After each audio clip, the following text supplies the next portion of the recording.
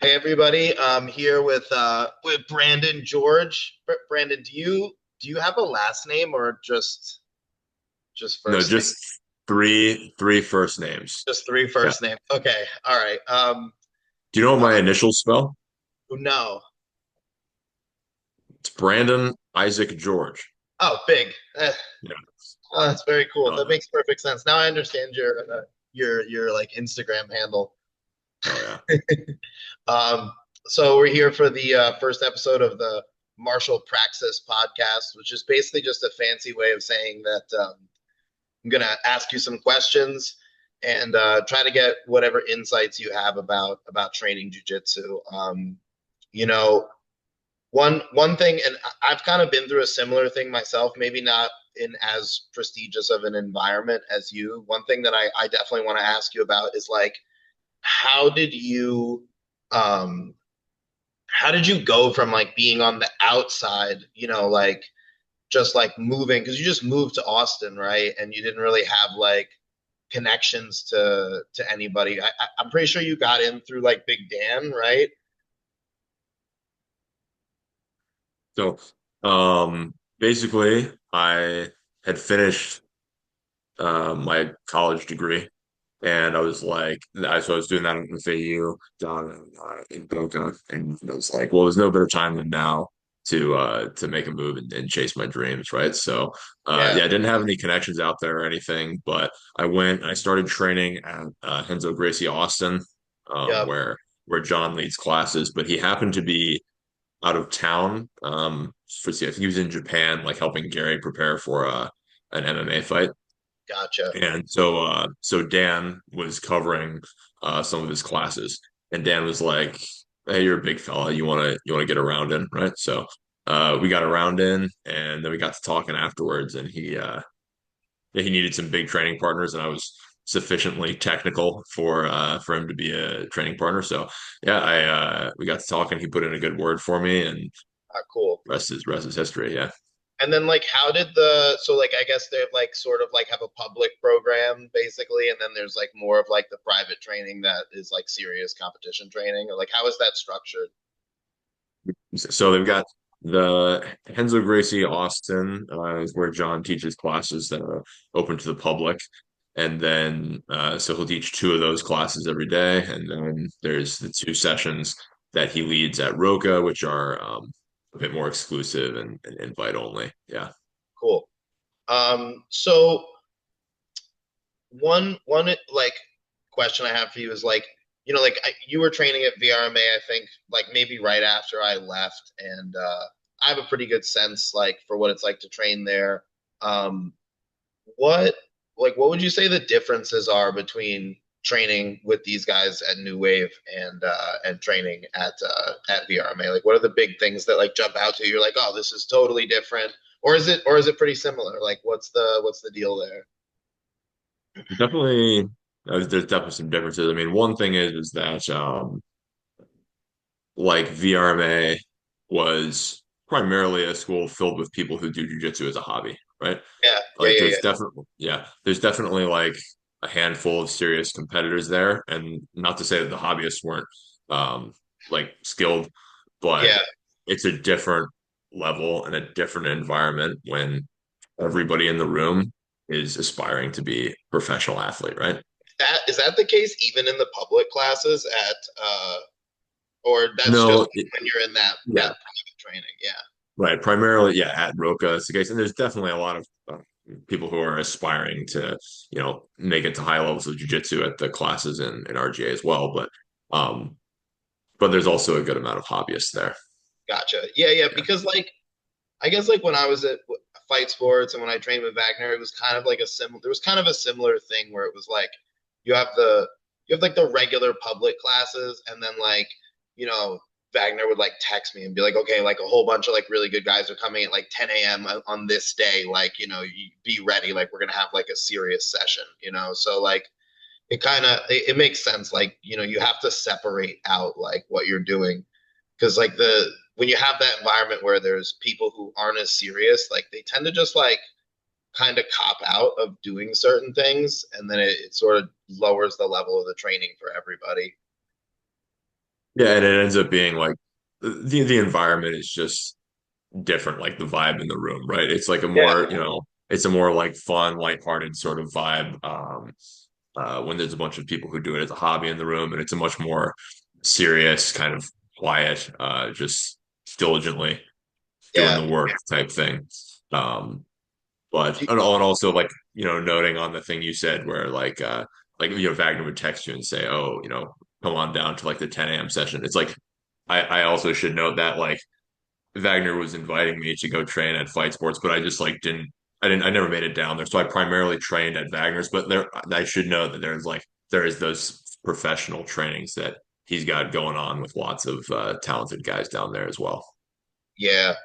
What would you say, like, in terms of like the structure of the training? Are there any differences? Like, because most of like the training that I've experienced, even like there's a couple exceptions. Like we have a gym near us. It's not that close, but this guy Kevon runs a gym, and Gianni Grippo has been training out of there, and he does like more like positionals, and like it's not really ecological training necessarily when Gianni's there. Kevon runs ecological classes when Gianni isn't there, but like when we do the pro training, it's like more positionals than like regular rounds. But like honestly, most of the, even like in high level training environments, like most of the serious pro trainings like I've been to, like there's like either like just a little bit of technique and then maybe some speed drills and then like open rounds. Like there's not always like this like big emphasis on positionals. So like what's like the structure of the training like during the, like let's say like during the pro sessions as opposed to regular class?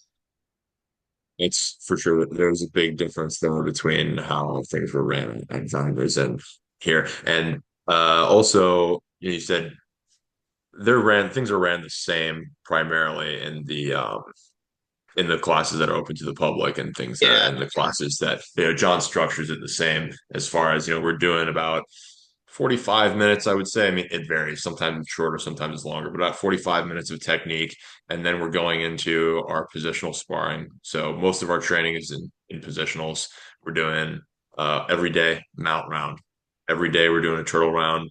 Then we'll generally do some other specialized positions like You we might do a always do turtle and mount, those two always. specifically, but not back, not necessarily the back. Nope. Okay. Not necessarily the back. We do back sometimes, but Sometimes, but always turtle and mount. yeah, always Has mountain turtle.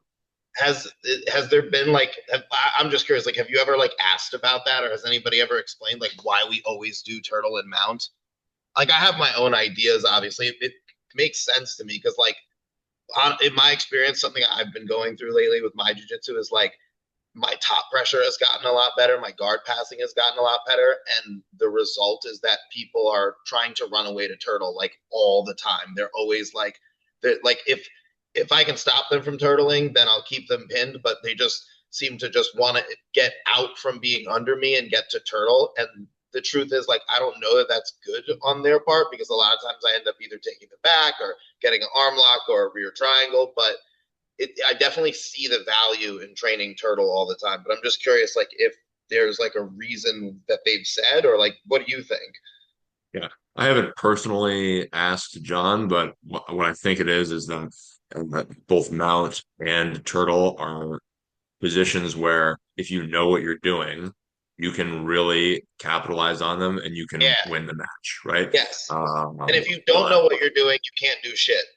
yeah, exactly. Right? Like we kind of saw that Yeah. recently at with that last match. I can't even remember who it was. It was Nicky Rod and somebody else, but like he Yeah, had him in mount forever, and like just nothing was happening. Uh, right.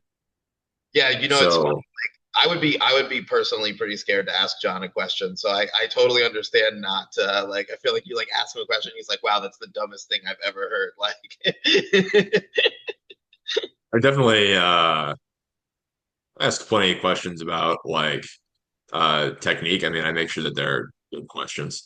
yes. But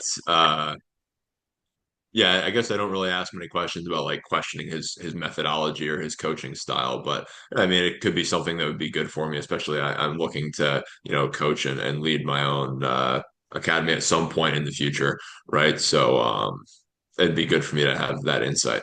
Yeah, and I'm asking those kind of questions honestly because my idea behind these podcasts and doing these episodes is, there's so much out there where like people just shoot the shit about jujitsu, and like I'll be like, oh, like, just kind of like talking to you and asking you silly questions about this stuff, but I'm more trying to find actionable pieces of information that people can take and say, okay, like these guys that are the best in the world, they're doing mount and turtle every day. Like I didn't know that. You know what I mean? That's something that I can now take into my own training and be like, all right, guys, like we're gonna do mount and turtle like all the time. It makes perfect sense, and I think you have a good answer, honestly. Like it seems like you have good insight into why they're doing it.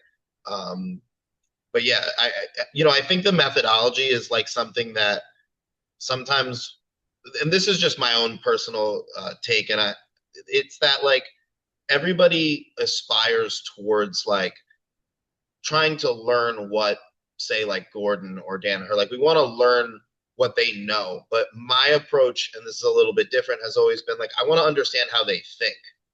I want to figure out like how did they figure out all this stuff. I don't necessarily want to be a carbon copy of them. I want to have the ability to have that kind of insight because, like, especially with Danaher, it's like his insight about even just martial arts in general is crazy. Like he'll start talking about like I have his Americana instructional, and he starts talking about like arm wrestling. And I'm like, bro, like, how do you understand arm wrestling so well? Like, like something like it's like his ability to just like watch something and perceive like what's actually going on is so good that that's something that I envy and like kind of covet. Like I'm like, man, I need to figure out how to do that. And to me, that's always been more important than just learning his techniques. Like techniques are great. They're phenomenal. I took one class with Danaher once in the blue basement, and I used the move that he taught all the time. It was like really good. It was like how to finish like a single leg when you're buried under the person. And it was like really good. It was really weird. Like I like accidentally like made eye contact with him while he was teaching, and he just like stared into my eyes for about 10 seconds. It was super duper awkward. And I felt my soul shrink down for a moment, and then and then he luckily looked away from me, and I was so relieved. But his technique is phenomenal. I mean, like even like I could think like training in the regular format classes, like you're going to get so much out of just learning those techniques. Like I'm not even a big fan of techniques and drilling. Like it's never been my thing. Like I never did a lot of it, but the stuff that he shows is really, really good, and it has so much value. So I kind of think like if you're in that environment, it makes sense to learn what he's teaching. Um, Absolutely, absolutely. Um, I wanted to touch on something, but you know what?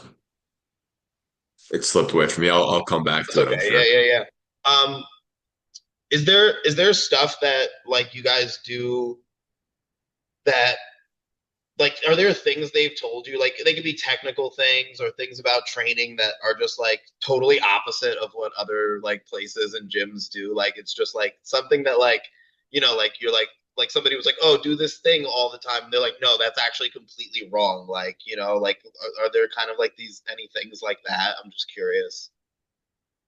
There's definitely some like differences in yeah, the technical aspects of things. Like I remember like just one example in particular is like Wagner would always teach us that we should, when we're in a triangle, be square and pull down on their head to finish the Yeah, that's triangle. super weird. That's that like Wagner's kind of like alone on that.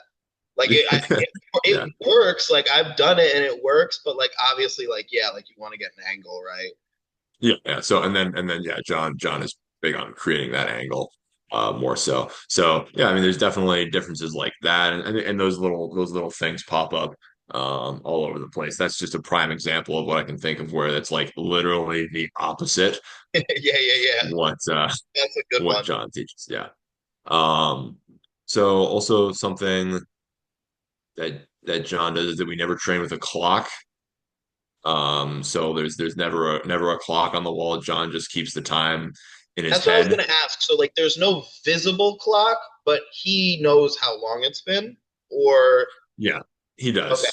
But he'll also switch it up on us. So he'll say like we're doing a 15-minute round, and Yeah. then before you know it, it's been like 27 minutes. Yes. Yes. Yeah. So so that's something that I've never done before coming here. And then, well, I mean, we already touched on it, but the positional sparring is not that I've never done positional sparring, but I've never No, but done it it's never where, been emphasized in a yeah, systematic way like that. Yeah, that's something yeah, that yeah. I noticed with training a lot is like there's just not this like emphasis on positional sparring.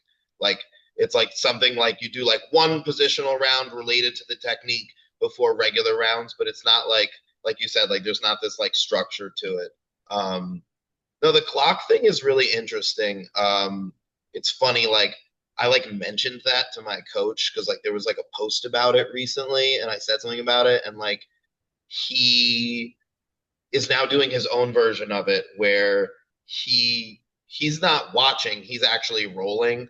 So he has no idea what's going on in the room, and he's like just keeps everyone rolling as long as he wants to roll with a particular person, and it's been like it's been kind of a disaster because like I'll get stuck with a white belt for like 30 minutes and I'm just like this is horrible. Like I'm so bored. Like I've like wrist locked them 18 times and I'm just like I can't do anything else with this person. I'm like doing aikido moves on them. Like it's just like not fun at all. But like John's he does this and he's like actually watching you guys. So he's like seeing what's going on and saying okay like you know you're like, Brandon's getting smushed. Like, let's see how long he can get smushed for without, giving him a chance to escape because of the round is over. Yeah, he's talked about how he wants us to, the reason why he does this, he wants us to like rely on our technique. He doesn't want Yeah. us to, and maybe there's a couple of reasons to it, but like main one from what I understand is that he doesn't want us to be able to look at the clock and be like, okay, the clock is going to get me out of this bad position. Yeah. And the also I would think look at the clock and be like, okay, I can just spaz out of this, right? Yes. You know, Yeah. yeah. So this is So something he that I kind of talk about a lot with my students is like there's a dilemma between surviving a bad position and escaping a bad position because like a lot of times if you want to survive in a certain position you kind of want to pull your limbs into you and you're kind of like retracted and it tends to make it impossible if you just stay like that. It might be difficult for the person to submit you. If they're good, eventually they're going to isolate your limbs and they're going to get you, but you can make it happen really slow or you can take a little bit bigger of risks and you can try to escape, which I think is the right thing to do because you want to develop that skill of escaping. Maybe when you're a white belt and you're just starting, like it's cool to just like survive because like you don't know anything and you're just kind of trying to resist what the other person's doing to you. But by the time you kind of know what's going on, I think it's important to like actually try to escape. And I feel like the whole thing with the clock encourages that. Like it's like you can't just wait it out in turtle or wait it out, in a triangle. You gotta break out, you know. So I think that's kind of cool. That's something that I think is useful. Is I also think that it encourages smart pacing, the ability to Yeah, pace really well, because 100%. yeah, you don't know whether you're going for 15 or whether you're going for 27, and it's like if yeah, you blow your load in the first 5 minutes, you're gonna be suffering for a long time after that, right? So learning to have that ability to do long form matches, that I mean that really prepares you for the ACC finals where it can Yes, last 40 yes. minutes, right? Yeah. Yeah, totally. And like it's also variable. Like, the match might end earlier or it might not. So like you have to be comfortable with that uncertainty and that variability. I think that's something that can really get in somebody's head, get in an athlete's head. Even yesterday I was at this sumo competition and there's often like debate about who won a match, right? So they'll like go to video review to try to see like who touched the ground first and stuff. And then like sometimes both people literally touch at the same time and they have to do the match over. And there was one match where it was like the first time they fought each other was very competitive. And then the next time they fought each other was very competitive. By the third time you could see that this one of the guys was just like he was like, I'm done with this. And he just Yeah. basically like he just mentally wasn't there. He wasn't present. He had given up, and then the other guy beat him. And I feel like that's the kind of situation, like, that's obviously a sumo example, but like, in jujitsu, like you have to be prepared for that type of, energy, that type of situation where there's this uncertainty in the match and you need to be able to stay mentally focused and strong throughout that. So it seems like that's a pretty good way of developing that. Can I ask you a little bit about the sumo, or do you want to stay on Yeah, no, topic? absolutely. No, Yeah. sure. Yeah. So, like, I was curious what are the allowable techniques, because it looked like you were doing like some traditional like wrestling, Yeah. like jiu-jitsu takedowns, and yeah, I guess I just don't know what the rules are, like what's allowed for you to put somebody down. So in sumo, there's 82 techniques that are allowed, and all it's so weird because in Japanese martial arts, like you look at like sumo, aikido, Japanese jiu-jitsu, judo, they use the same words differently to describe the same techniques. It's like the weirdest thing. Like you'll have the same word, like oshi taoshi is like a shoulder lock in aikido, but it's like pushing the person out of the ring in sumo. Like, so all of the things that you're familiar with from like, doing jujitsu, like, like your uchimata, your uchigari, which is like an inside trip, grabbing the legs, all that stuff is allowed. You can't fireman's carry. The only thing you can't do in sumo is touch the ground with anything other than the soles of your feet. Even if you have long hair and your hair brushes the ground, you lose. So you just can't touch the ground with anything other than the soles of your feet. So it's very very similar in terms of the types of takedowns and what's effective is quite similar to like what you'd see in judo or even good Brazilian jiu-jitsu stand up. It's all kind of the same.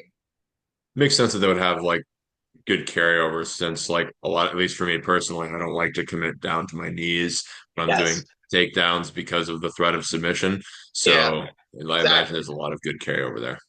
Yeah, that's one of the interesting things for me is like kind of seeing between these different grappling arts that I do, like um what transfers well. And that's actually one of the things that I really like about like Chinese wrestling. Shuai Jiao is like you're not allowed to go down to your knees with there's two techniques, the inside trip and like a kouchi, like a almost like like the arm drag kouchi double leg that JT Torres does, or like pull the guy's arm across and like kind of wrap his leg around the guy's leg as he double legs him. It's like that's legal too in Shuai Jiao if you touch your knee. So like one thing that I like about Shuai Jiao is like you're not allowed to touch your knee down. You can get penalized for touching your knee down, and I've found that carries over really well to Brazilian Jiu Jitsu. And then now I barely trained sumo for the sumo competition. I was pretty much able to get everybody using those skills, so it carries over really well to sumo too because of that same rule set. So it's interesting between different combat sports. It's one of the things I really like about jujitsu is how hard it is to score the takedown. That you have to hold the person down because in so many of these other arts, you can throw the person and land like almost on the bottom, and you win for it. Like if they roll through, and I always feel like that's like a little bit silly. Like it's like no, Yeah. you should have to end in a position where it's where you have the advantage. Interestingly enough, in Mongolian wrestling, which comes from the herding practices with animals. Like that's where they originally came up with these like techniques. Like they actually like they developed the inside trip for horses. Like No they're way. like yeah, they like grab the butt of the horse and grab the mane of the horse and they turn it and then they'll inside trip it like Ojigari. But once they do that, the next thing they have to do is they have to pass the horse's guard. They have to flip the horse's legs to face away from them because otherwise you'll get kicked. So they like move around the horse and pin it. I'm like, these guys would be so good at jujitsu. Like if we get these guys doing jujitsu, like they're already doing it on a horse. Like Definitely fuck up a dude.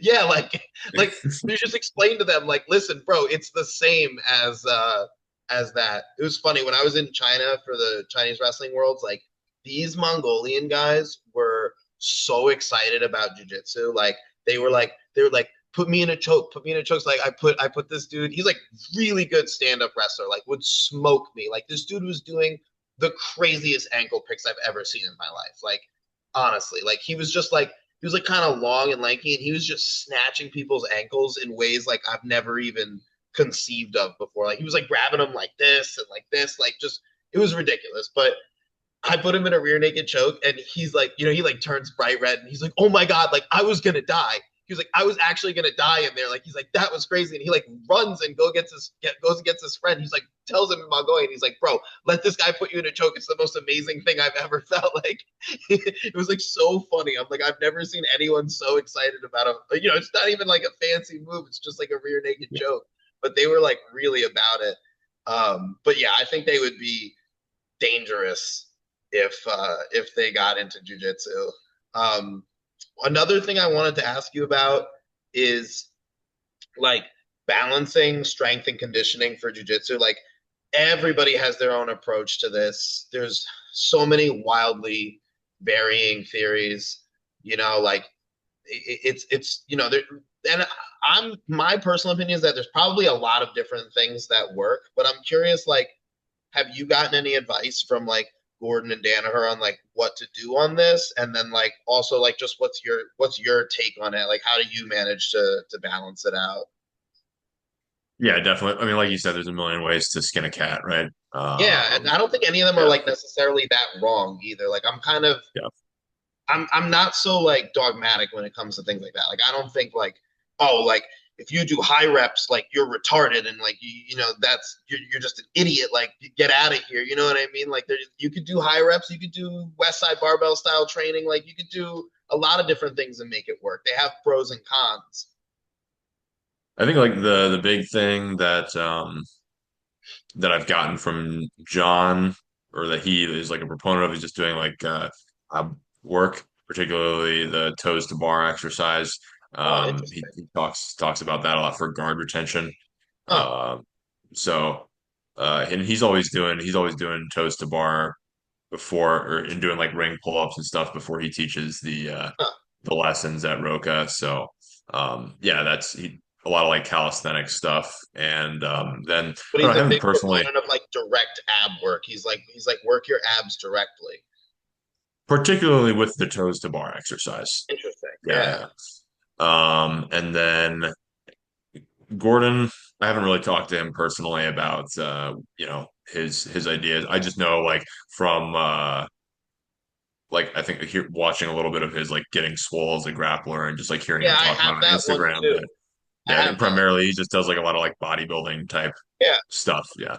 It's interesting because this was like 5 or 6 years ago, but I got that DVD right when it came out because I was interested in what he did because he's obviously pretty damn jacked, and Hmm. uh, and I was like, I loved it. Like I was like, this is great, and like I remember posting like myself doing some of the workouts, and like I got like attacked by strength and conditioning coaches.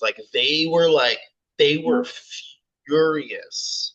They were like, this is garbage. This is the worst thing I've ever seen. And I'm like, it's actually working really well for me. I'm like, I don't know why you're so angry. But that's kind of almost why I said like before, I was like, like I think there's multiple ways to do it. Cause like recently I did some more like kind of powerlifting style training.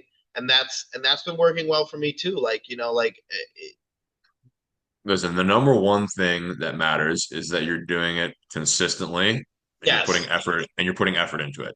Yeah. And then like there might be a certain method of training that's going to be most effective for you, and there might be a method of training that's going to be less effective. But like at the end of the day, the number one thing is that you just are consistent, and you're I doing it and also you're think working. that, and this is just my opinion, you can, comment on it, is that programming is important. Like I think it's important to have like the consistency is important, but then you also need to have like some degree of like periodization in there. Like you want like a program, and you don't have to stick to it too rigidly because there's going to be ups and downs in your volume according to your jujitsu training, right? But I think that you need this like idea that like, all right, I did, 5 sets of 5 at 70% of my one rep max, and then now I'm gonna do 5 sets of 5 at 75% of that one rep max, at some time in the future. Like there needs to be a little bit of this like structured progressive overload within the program. I felt like I was missing that for many years. And since I've implemented programs that included I've made a lot more progress. I definitely think that has a ton of value. I was doing the Juggernaut, like I don't know, Chad Wesley Smith, if you ever heard of the Juggernaut system before. No, but I'll check it out. Yeah, yeah, it's pretty solid. It's powerlifting stuff, but yeah, that was a great program. I was sticking with that for a while. But more recently, I've been playing around with using a lot of machines Yeah, because I'm just trying to like. So I feel like doing lots of heavy barbell stuff. Like, listen, it's great, it's awesome, but for me, it's very taxing yes. and can be hard to recover from. And Yep. so I like the machines, and I've really just been playing around with it for like the last month or so.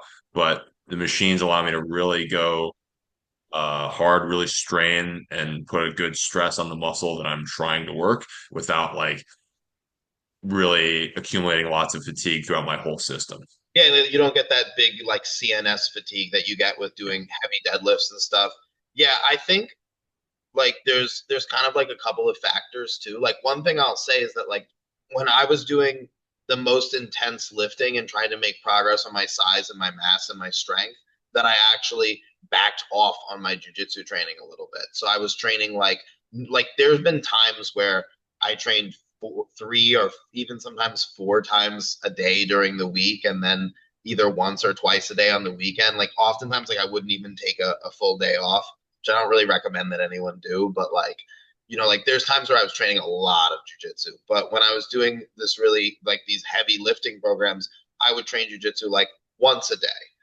I would train hard once a day and lift hard once a day, and that was like, I found that to be like a good balance. And I think that if you're doing like more like powerlifting style stuff and like these heavy barbell work, like you were saying, like I think you want to look at something closer to that amount of training. If you're going to be doing like more like what Gordon shows in Getting Swole as a Grappler and that type of work, which I would almost call like we could say like almost more like bodybuilding style training, which I think has its place and its value, then that can be done along with more volume of jujitsu, right? Like, And so that's why I've been enjoying doing this style of training because I think really the yeah, most important, I mean, listen, it's your strength and conditioning is super important, but the most yes, important part of being a jiu-jitsu athlete is doing your jiu-jitsu.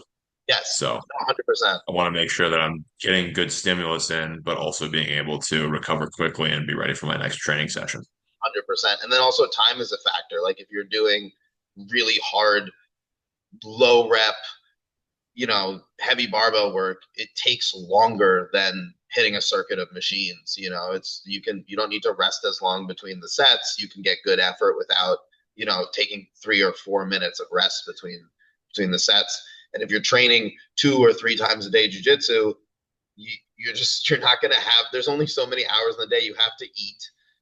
Like most people have to work some amount. Like even if you're teaching classes or doing private lessons, right? Like that still is a couple hours out of the day that you got to, you have to work. So you have to find a way to get that workout in a reasonable amount of time. And with that heavy barbell work, it's just not going to happen.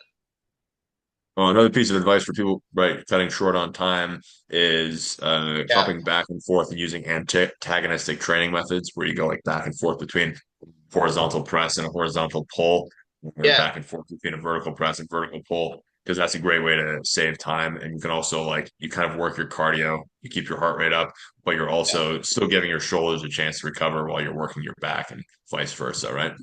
Yeah. It's funny because everybody always says strength and conditioning, but then they just talk about strength.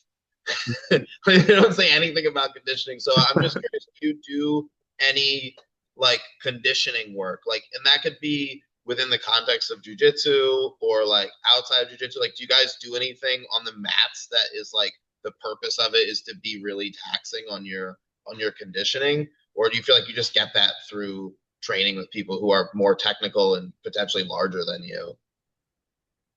Pretty much just as far as on the mats goes, we don't do anything conditioning related. It's all related to acquiring skills.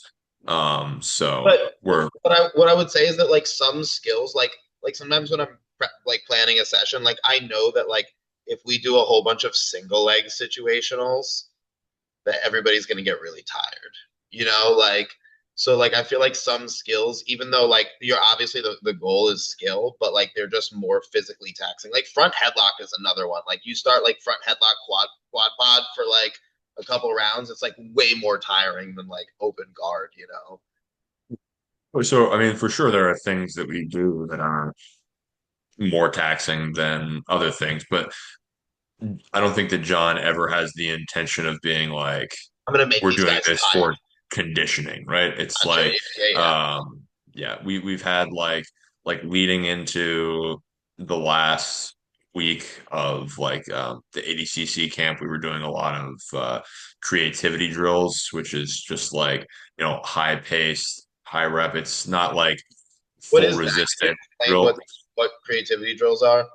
Yeah, so like a big one that we'll do is like Toriando passing. Basically, it'll either be for the top or bottom player. I'll explain for the top player. They're just looking to like show as many different ways as they know how to pass a guard, while the bottom player gives good reactions, but not like resisting all out. So it's a drill for the top player to demonstrate their efficiency in guard passing and And that, I mean, that ends up being pretty tiring, right? If how you do do you that for like 45 minutes.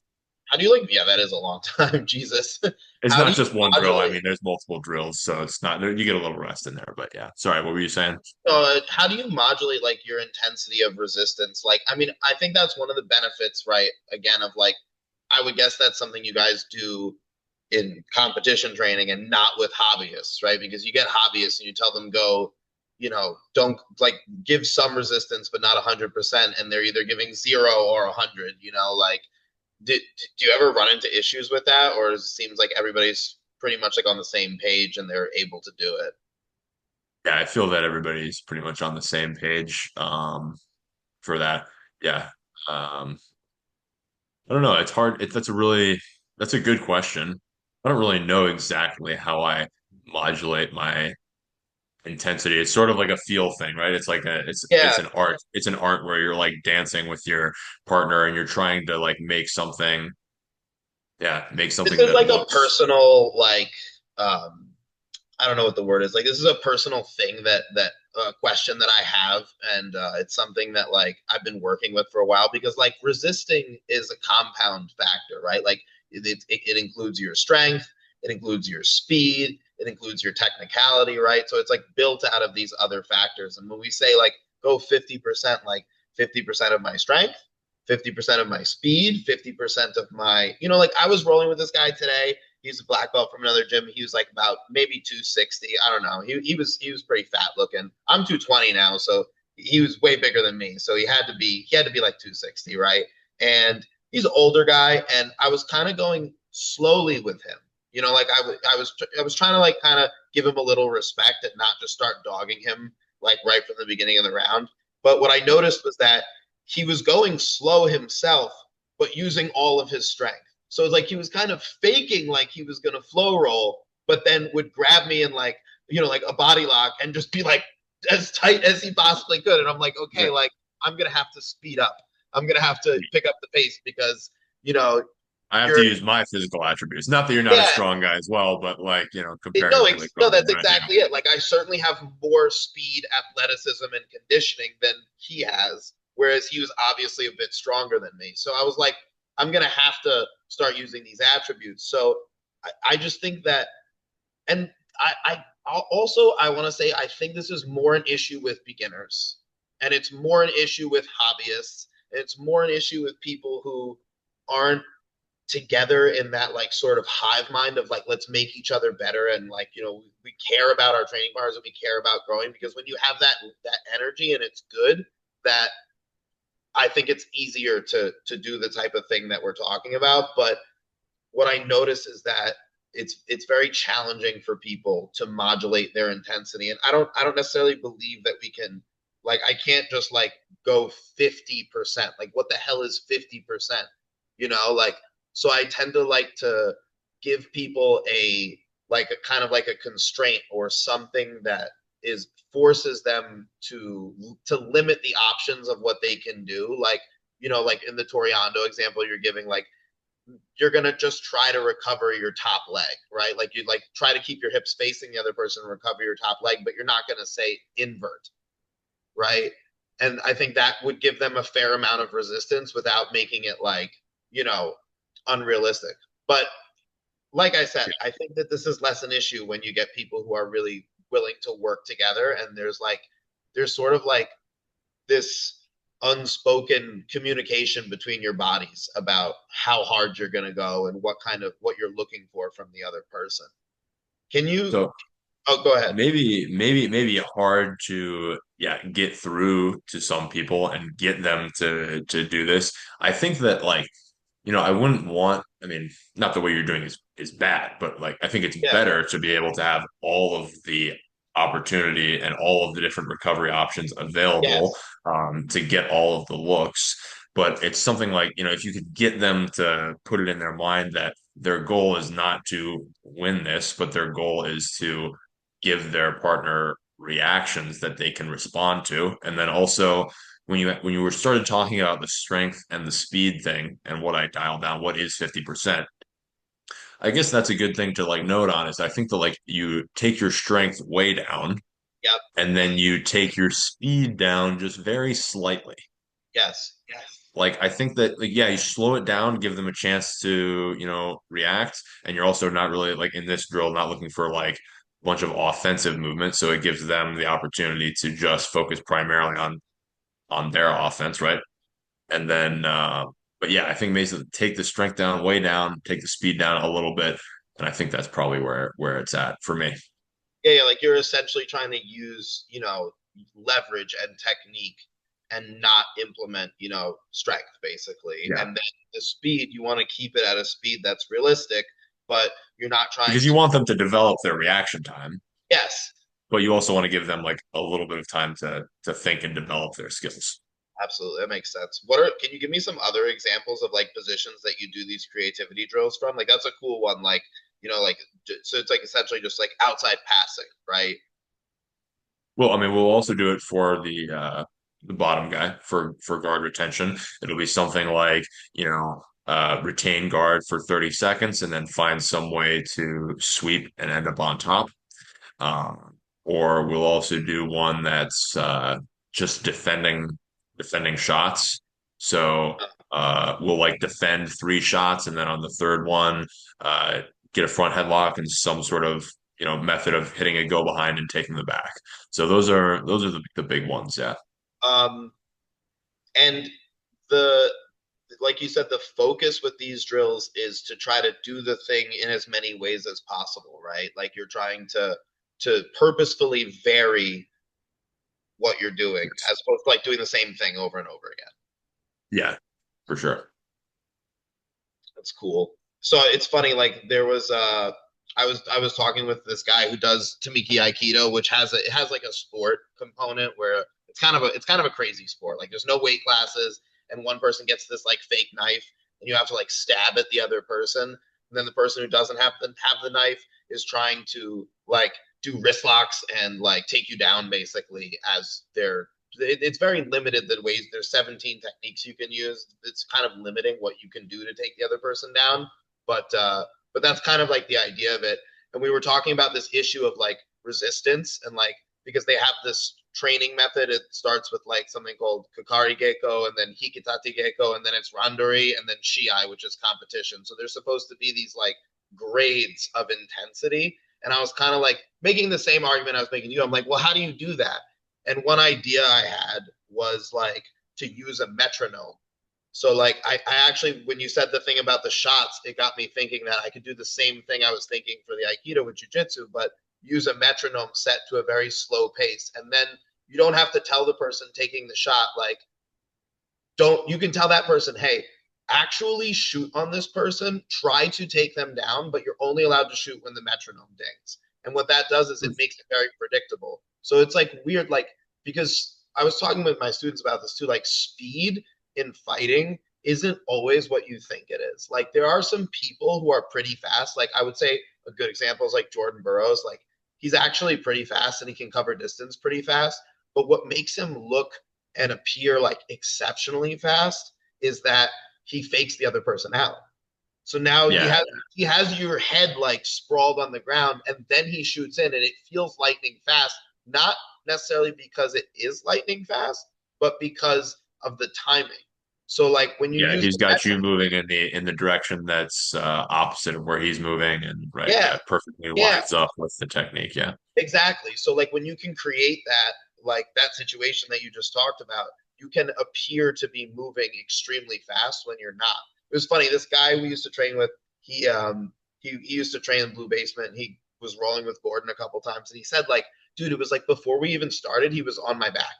Like we would like slap bump, and I would like twitch, and like he was on my back, and it just felt like it was happening so fast. Then you watch videos of Gordon, and it looks like he's moving in slow motion, right? So it's like the actual physical speed isn't so high. It's actually this decision making dilemma. And like you said, I mean, you said it better than I could say it about like the aligning the vectors of your techniques opposite. Is that something like you learned from these guys? Like, because that was like super insightful and succinct what you said. Hmm. uh, yeah. I mean, I guess Gordon and John, they both talk a lot about dilemmas, Yeah, and so I guess I think a lot about dilemmas in general, and that's kind of like I don't know. I probably picked up like a little bit from them and a little bit just about like just mulling it over in my head. yeah, But like, yeah. that's a big thing that I think like everybody should focus on in their jujitsu all the time is I mean, basing I their think that's entire actually game. the essence of jujitsu. Like Yeah. honestly, like because like even if you look at like the Japanese characters, like the Ju means like soft or gentle, and I think that that's the implication behind gentle is that when you do one technique and it gets the person moving in a particular direction, then when you go to apply the technique in the opposite direction, that it doesn't require any force because the person's already feeding into it. You know, they Right, sort right. of you don't need any power, right? It can be done in a soft or a slow manner. It doesn't require the addition of physical attributes necessarily.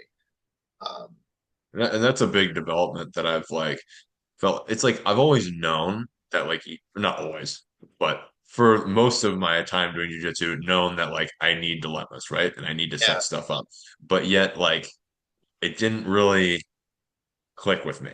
I was yeah. still thinking about techniques. I was thinking of like one technique and I would get this like tunnel vision. But I really feel like over the last year or two, I've definitely started to make dilemmas like a part of the core of my game and really I mean, I thinking feel about like that going more. back to the thing about methodology, it's like what you just said there, where you basically you perfectly explained how to create a dilemma. So it's like we all know we want dilemmas, but if you understand very clearly and not in a lot of words, it's not verbose, how what it is that makes a dilemma, then you're in a perfect position to apply them, right? Like that's like you understand the underlying concept of what makes a dilemma as opposed to like just knowing a couple of dilemmas. Do you know what I mean? Like it makes a big difference.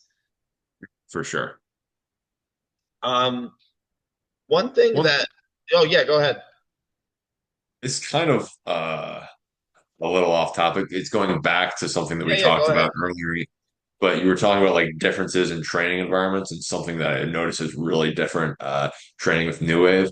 And I've got to say that it's the emphasis on safety Yeah, is just like way way more emphasis put on safety training with these guys because I mean everybody in the room is and it's like it's kind of funny you would think that it'd be like everybody who's has a job to go to and everybody who's just doing it for fun would no, be I always more tell safe. people this. I always get it. They're like, I have a job. I can't get hurt. I'm like, bro, you could sit at your desk with a torn knee. I'm like, I can't get hurt. Like, I have to fight someone tomorrow for money. Like, I'm like, Yeah, yeah, yeah. like, what are you talking about? Like, I'm like, I'm like, well, you think Yeah, I yeah. just want to get hurt? Like, I'm gonna be limping around the gym. That's gonna be the worst shit ever. Yeah, yeah. Exactly. That's funny. But Because yeah, there's it does seem like honestly like some of the hobbyists or people who aren't don't do it professionally are some of the most unsafe yes, people because they don't get like that competition outlet. yep, Like they're like yes. they're competing They're in the competing gym. in the gym. Yes. Yeah. I also And think their jujitsu is less developed, right? When you're doing jujitsu with someone, like I can roll for an hour with my coach at like really high intensity, and neither of us are gonna get hurt. Like, but it's because we're actually like having a conversation, we're a jujitsu conversation. Do you know what I mean? Like we're going back and forth exchanging techniques. Whereas like when you get people who don't know what to do in positions, they just have these weird, crazy reactions that end up getting people hurt. You know, what are some of the things that you guys do to keep it safer? And I'd be curious to hear about both the in the competition training and also the regular classes. so John's always big about emphasizing not like Yep. avoiding falling body weight. So no jumping submissions, right? I mean, like no Kani Basami is like Everyone universal, does right? Like that. everybody does that, but there's also right like no jumping closed guard, no like flying triangles and flying arm bars. Like we don't do flying shit. Yeah. And then also he's puts a big emphasis on not doing takedowns where we put pressure on the side of people's knees. Yeah. So it's nothing where we're sitting on the side of people's No knees, and Tani then and Toshi. yes, exactly. And then another one that is, I don't actually, well, it was something that John said to me, particularly for the leg lock round when I first came, was that we're just catching it and holding it and not trying to like finish. And it's not that we don't Finish. apply finishing pressure, right? That was something that he had said to me like at the beginning because he didn't know me and he just wanted me to be very safe, right? But like really everybody is catching it, holding it, and applying like the slowest braking mechanics you've Yeah. ever seen in your life, right? Well, Uh I think that you get better breaks when you do it slowly. So, like, I was for most of my competition in jujitsu, I have been a pretty specialized leg locker. You know, like I pretty much have won all of the matches that I've won with inside heel hooks, straight ankle locks, knee bars, toe holds. You know, like I pretty much only did leg locks for a long time. I'm trying to branch out now. It's really hard. Um, but like I feel you for sure. I've had a lot of people like I've broken a lot of people, honestly. I mean, I'm not exactly proud of that. Like I wish I didn't have to. I wish they would just tap. But a lot of times, like early in the match, I'll catch someone and I'll go to apply the submission too quickly, and they'll pop a couple times and then slip out and keep fighting. And what I've found is that with that type of person, that obviously I need to get really deep on their hip line. That's one thing. But the other thing is that when I apply the submission more slowly and with more control over their body and their leg, that's when I'm able to get them to actually admit defeat, and that I'm actually putting them in a position where the break will be catastrophic. So it's like the difference between a couple pops and them slipping out, because you know the pops make space, right? Like your ligaments are giving way a little bit and then people are able to slip out. But then when I go really slow and I really like get, you know, like with a heel hook, like I'm really elbowing like the toes and really stretching those toes back, that that's when I'm able to get much better breaks. So I feel like that's a great, like, perfect actionable piece of thing people can take into their training is like you catch a leg lock, you hold it for 3 seconds. That's like, and that's going to increase your ability to break. Should you do that all the time? No. Sometimes you should actually finish the leg lock. But as a training method, like a specific training method, especially for beginners with leg locks or someone looking to make their breaks better, I think that's a phenomenal like both piece of training advice and also safety advice that's like really helpful. I mean, it does a few things, right? It, like you said, makes your breaks better. Whether that's because of what you were talking about, which I think there's probably some legitimacy to that as well, or also just the fact that you learn how to, like, if you can finish it slowly, like you can, you're going to Finish be it able to finish fast. it in competition when you finish it fast, right? If you can Yes, secure it very tightly, so because you you have learn how to control over secure the limb. something. Yeah, you learn how to secure something tightly and then apply the submission. So it does that. It also makes it so that your training partners have the ability to develop their late escapes because there's been so many times where training in other environments, I was just like scared to get my leg broken. I'm just training, and it's like I'm just Yeah. like people are catching my heel, and I'm like, okay, tap. Like No, I'm not trying to play that game today. that's another great like thing for it, especially if you both know that that's what you're doing. You're like, okay, we're gonna hold this position for 3 seconds before we execute the break. Now that other person knows, okay, I have 3 seconds to like try to do a late stage escape, which is that's also something that like I've always felt really comfortable with late stage escapes, and part of it was because I was a psycho when I started out, and I would just let people break my legs. Like I took so many pops to my ankles and knees when I was first training. Like, like I would just let people do it. Like I just wasn't tapping. Like even in training, it was stupid, but it allowed me to develop really strong late stage escapes, and I no longer have to do that. Like I rarely get popped in a leg lock, and I almost always get out. It's because I gave myself that time by allowing my legs to be destroyed. Well, I So guess I'm just a pussy, man. I didn't want to let my legs get broken, so dude, I I still to this day like don't know like what I was thinking. Like I literally just like like I do leg locks. I know leg locks work. I believe in them. But then when people would do them to me, I was just like, nah, I'm not tapping. Like I'm just like, good stuff. Well, hey, it worked out for you. yeah, I guess so. Do Um, you have trouble? Do you have issues with your knees and ankles no, still, or are they pretty good? honestly, I always rehabbed things like pretty seriously, and like Yes. for whatever reason, like I think usually my ankles would pop. Like it was very rare that I would feel anything in my knee. I'm pretty flexible, like I have pretty flexible joints and stuff, and then I use Yeah, copious the amounts. ankles pop back, don't they? The ankles, I feel like they come back pretty well. Like Yeah, knees, I feel knees. like are a little tougher to recover, but the Yeah, ankles, I feel like you can always recover from an ankle injury. I think ankles heal better than knees for sure. And I also definitely used copious amounts of BPC. Hell yeah, that's I good used to stuff. just I used to just like go through PPC like nobody's business. Yeah, like I'd be like, it's okay, break my leg. I have a bottle of PPC in the fridge. Like, Yes. yeah. Well, it was great talking to you, man. I feel like there was a lot of great stuff in here. We might have to come back and do another episode and ask you some more questions. Is there anything that like popped into your head and you were like, oh man, I wanted to talk about that or mention that we missed or any Uh, what's your closing advice to jujitsu people of the world based off of your experience training with these guys? um, yeah, it's good.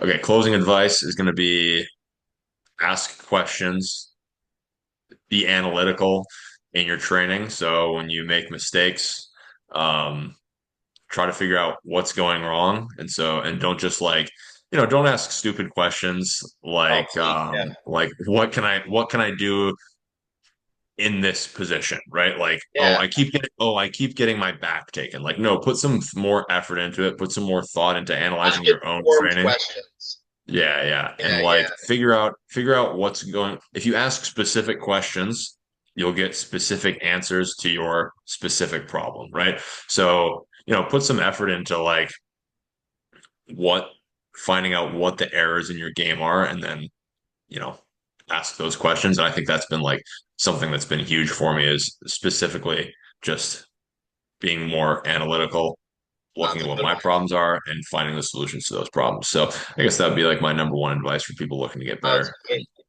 Hey, it was a pleasure talking to you. I really enjoyed this, and I think people will get a lot out of it. So thanks for doing this. Yeah, great talking with you, man. Good stuff, man.